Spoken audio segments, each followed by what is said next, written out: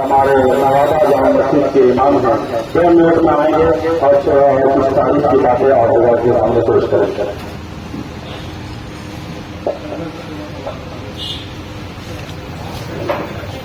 بڑی خوشی کا مقام کہ آج 15 اگست کے موقع پر، جشن آزادی کے موقع پر ہمارے حلقہ بہودر کے جمعیت کے آفس میں اس آزادی کا اور اس کے خوشی کا انعقاد کیا گیا۔ آپ سبھی شرکت کے، آپ سبھی کا بہت شکریہ۔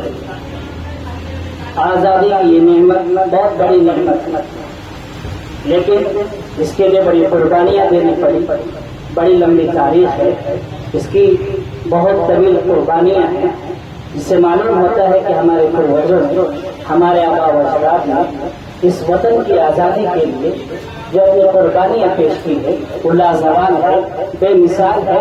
تقریباً 2 صدی پر، 2 شتابدی پر، 200 سال پر اس کی قربانیاں محیط ہے۔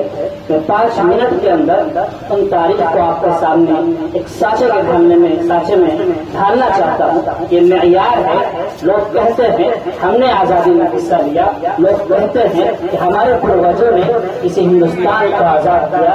میں آپ کو تاریخ دیتا ہوں۔ سن 1757 میں نواب سراج الدولہ کی سب سے پہلی ملاقات ہوئی انگریزوں سے، اور انگریز وہاں پر حاوی ہوئے، اور اس کے بعد پھر بڑھتے گئے، بنگال، بہار، اڑیسہ میں پھیل گئے، اور اس کے بعد پھر مجنو شاہ، حیدر علی شاہ، ٹیپو سلطان کے ساتھ تقریباً 6 جنگیں لڑی گئی۔ آخرکار 1799 میں شہر میسور سلطان ٹیپو رحمۃ اللہ علیہ شہید ہو گئے۔ سرنگا پٹنم میں ان کے جسم اطہر پر کھڑے ہو کر انگریز افسر نے کہا تھا آج سے ہندوستان ہمارا۔ یہاں سے وہ تاریخ چلتی ہے، ایک چنگاری پھیلتی ہے، اور اس کے بعد سن 1803 میں حضرت شاہ ولی اللہ محدث دہلوی کے فرزند حضرت شاہ عبد العزیز رحمۃ اللہ علیہ نے جب نادر شاہ کے زمانے میں یہ انگریزی افسران نے فیصلہ کیا ملک بادشاہ سلامت کا اور حکم بہادر کمپنی کا جب یہ نکاتی فارمولہ پیش کیا گیا، اس وقت شاہ عبد العزیز رحمۃ اللہ علیہ نے اس مسئلے کو سمجھا، بھاپا لوگوں کو سمجھایا کہ اب یہ ملک دارالحرب بن چکا ہے، انگریز حاوی ہو چکا ہے، تم لوگ اپنے خواب غفلت سے بیدار ہو جاؤ، نیند سے بیدار ہو جاؤ، آج سے ہندوستان دارالحرب ہے۔ یہی وہ موقع تھا، یہی وہ فتویٰ تھا جنہوں نے انگریزوں کی نیندیں حرام کر دی۔ یہی سے ان کے شاگرد حضرات پورے ملک میں پھیل گئے، اور سن 1817 تک کے چلتے رہے۔ حضرت سید احمد شہید نے 7,000 میل کا فاصلہ طے کیا، لوگوں کو سمجھایا بجھایا، انگریز غالب آ رہے ہیں تو اٹھو، مل جل کر لڑو، اور شیطانوں کو یہاں سے بھگاؤ، انگریزوں کو یہاں سے بھگاؤ۔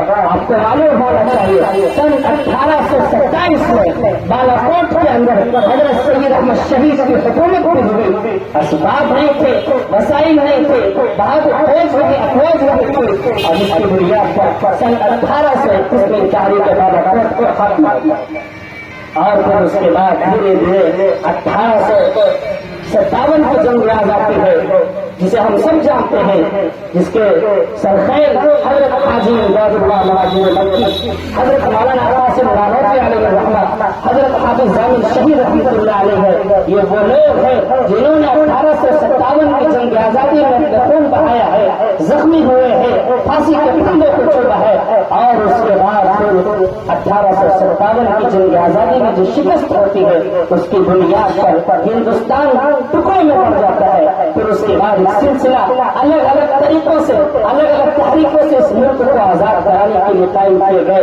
چنانچہ 1866 میں دارالحکومت دیوبند کا قیام عمل میں آیا، اس کے 6 مہینے کے بعد مظاہرین کا قیام عمل میں آیا۔ انڈین نیشنل کانگریس کی پہلی اجلاس سن 1884 میں ہوا، جس میں بدر الدین طیب بھی موجود تھے، اور سن 1899 میں بدر الدین طیب کی صدارت میں مدراس کے اندر انڈین نیشنل کانگریس کے چوتھا اجلاس ہوا، اور اس کے بعد سن 1912 میں ٹیپو سلطان کے بعد پیدا ہوا تھا، وہ ہم سب کے شیخ مولانا محمد حسن دیوبندی ہے، جو 1912 میں تحریک ریشم میں چلاتے ہیں۔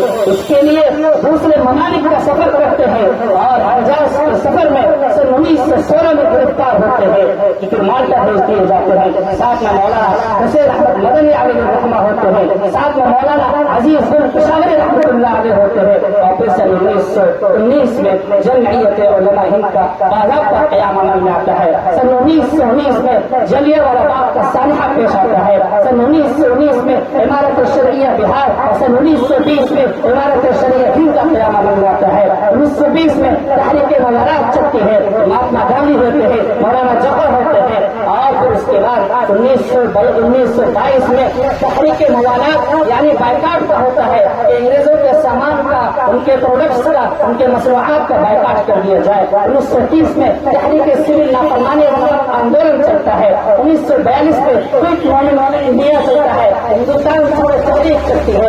1946 میں ایک عارضی حکومت قائم ہوتی ہے, اور پھر اس کے بعد 15 اگست 1947 میں یہ ملک آزاد ہوتا ہے.